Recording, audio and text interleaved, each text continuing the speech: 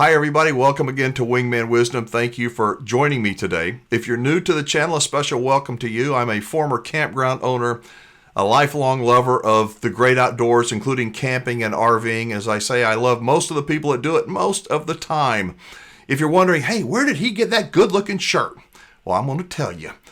All my shirts come from the same place, and you can order them just like I have to order them. If you'd like to find out more, click the word more in the description at the bottom of this video. It will open up. You'll see a link over to a company called High Seas Trading Company, as well as links to the dealers, I call them Wingman approved dealers, that I endorse and I suggest that you check out if you're going to buy or sell an RV. So welcome to the channel. Now, in today's video, I'm going to talk to you about something that almost everybody will agree. Now, that's a great idea. The only problem is almost nobody does it. And then when things go south with their RV or they go south with their manufacturer, they go, oh my God, am I too late? Well, that's the subject that Ron Burdge and I, he's the RV lemon lawyer you hear me often talking about. We talked about that recently. And the good news is, if you haven't yet started this, it is not too late. I suggest that it's not a temporary deal with that walkthrough. That should be permanent. The first part of your diary needs to be that walkthrough, and you need to keep that paper, that legal pad, forever and keep adding to it like a journal. Yeah. I suggest they get a 3-ring binder, like we used to have in high school, except with more paper in it. And then the first page, start with the day you buy it and everything you notice that is wrong. And every time something goes wrong, write it in that 3-ring binder or that spiral notebook, whatever it is.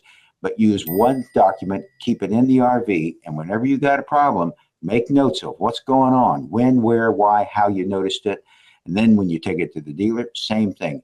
Keep a diary, an RV diary of your problems, just like a lot of people keep photographs, which is an RV diary of the fun they have.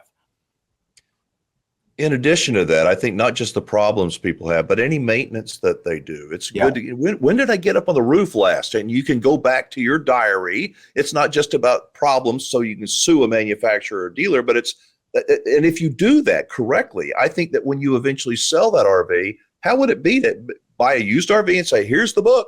This is everything that happened, the good, the bad, and everything in between. There's a car dealership in the Manhattan area that sells unique vehicles. And when they do, what they do is they get all of the prior history from the prior owner, anything and everything. And that's part of the package of buying that used car. There's no reason not to be doing that as an RV owner, because having all of that accessible, that may actually make it easier to sell if you try selling it yourself. Unfortunately, a lot of dealers, they're not going to want to see any of that, or they'll take it and then throw it away simply because they don't want anybody to know that it's been a problem. And that's what they look at and see instead of all the good things that can happen with an RV. And at the end of the day, that diary, that defect diary, as you call it, that could come in very handy. Without it, if you have a legal situation between you and the manufacturer, without that defect diary, you're kind of up a creek without a paddle. Absolutely. This is one of those Murphy's Law things. As sure as you do it, everything will turn out okay and you won't need it. As sure as you don't do it, you'll be wishing you had. Let's talk about warranties, Mr. Burdge, because the last time we spoke, you said something that I went, what? And it was that some manufacturers' warranties are changing mid-year on some brands of travel trailers, fifth wheels, on what they make. How does that happen? Is that true? Did I understand that correctly? Yeah, that actually can happen and does happen. And it's kind of hard to tell. So one of the things to watch out for is make sure you end up with a warranty when you buy that RV, a copy of that written document. Now, a lot of them now are going to memory sticks. So instead of actual or thumb drives or whatever you want to call them. So instead of actually have an owner's manual that's in paper in a binder in the RV, you got to plug into a computer and start scanning stuff. And your warranty may be in there. But you want to have the written warranty, whatever it is, you want to have that at the time you buy the RV. Because by the time you get out the door, there may be a new one that's being put in the new RVs that are being shipped out of the same make, model, and year. and the warranty terms may change. In fact, they will change because they wouldn't have changed it. Otherwise, they just kept using the old one. And why do they do that? I think I know the reason why they change warranties, and can you maybe give me an example? I don't know. Okay, I can give you one example of one company that changed their warranty 3 times, all within one model year. And each time they changed it, they added something that was in somebody else's warranty. One of the things that's interesting is these companies all watch each other's warranties, apparently, because without fail, they end up making changes that somebody else has already got that they decided they want to implement. A good example of that is if you buy an RV, you can buy it in your personal name. You can set up one of these Texas or Montana corporations to own it and buy it in that name.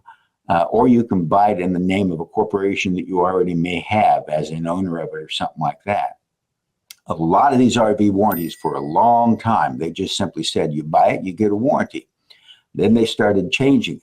And then instead, they started saying that if you buy it and you put it in the name of a business or an LLC, which is a fancy word for sort of a corporation under most state laws, or any other kind of business entity's name, even if it's personal, your warranty disappears or your warranty shrinks down to 90 days. That kind of an effect, and you don't even know it's happening. Now, if you buy an RV, a lot of times one of the changes they've made is they've started putting in those warranties that it only covers the RV if the RV is used for recreational vehicle travel and camping. In other words, you can't live in it. I was going to ask you about that because there's so many people right now that are saying, you know what, we're going to sell the house, we're going to live in an RV. Yep. Yay, let's hit the road. And their warranty is going to be non-existent if they do that. Yeah. And that's why if they are doing that, they need to take a look at that warranty and see whether or not that means they're not going to have any kind of a coverage. And then what they've got to do is figure out, okay, how am I going to get around that if I got a problem? And I'll tell you, one of the things that you can do when you got that kind of a problem is start calling the factory and dealing with one specific person. Get to know them, create some kind of a relationship there for your troubles. They will be concerned about you as a person. Okay, but watch out telling them that you've got in the name of the Montana Corporation or your business. I know of one customer who lost her entire claims because she was a realtor and she made a phone call on a real estate deal in her RV. That was it. It was one phone call and her warranty disappeared. And she had bought it personally, but because she made a business call from the RV, got her warranty voided. But gosh, I hate to keep bringing up negative stuff. There are dealers out there. I know that I've talked to some of them that when somebody says, you know what, we're going to live in this thing full time. What about my warranty? Don't worry about it. We'll cover it. It's going to be okay. Just don't tell anybody. What a crock. Yeah. And then they don't put any of that in writing. So when the salesman's gone that you dealt with, the dealership sits back there and says, hey, we wouldn't have said that. And then you're stuck. So the good news is it is not too late to start a defect diary or a journal. And I think that you really ought to have a journal, not just for defects, but all the maintenance and repairs that you do to your RV. Hopefully, it's like Ron says, it's a Murphy's Law deal that as sure as you start a journal, you're never going to need it, which is perfect.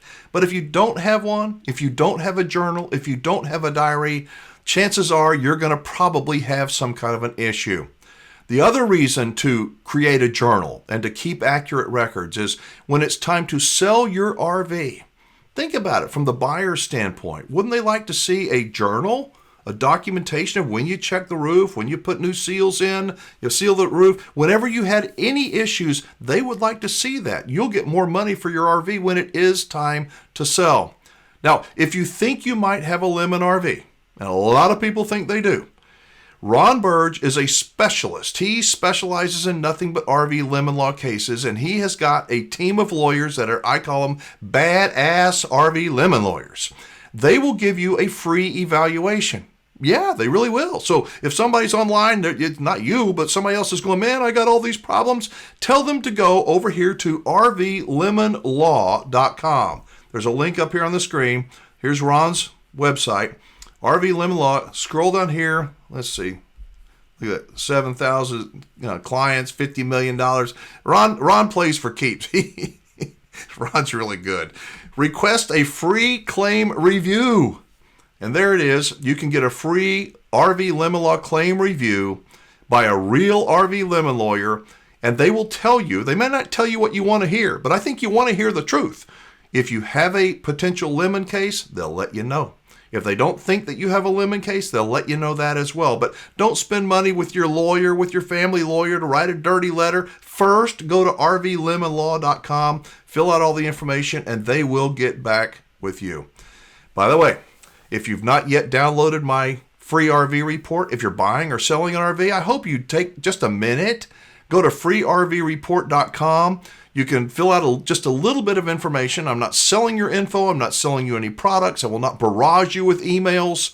And it will help you. It will help prevent you from being ripped off. Go to freervreport.com. Take a minute. There's one, part of it for buyers, part of it for people that are selling their RV. And I assure you, it will help you save thousands and thousands of dollars. All right, thank you for watching today's video. Drop a comment below. If there's something that you would like to hear me visit with Ron about, I would love for you to let me know.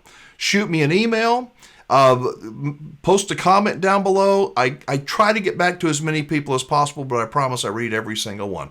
Thank you again for watching. I'm Alan Warren, the RV Wingman. Be safe, have fun, play nice, and don't leave your good manners at home. I'll see you next time.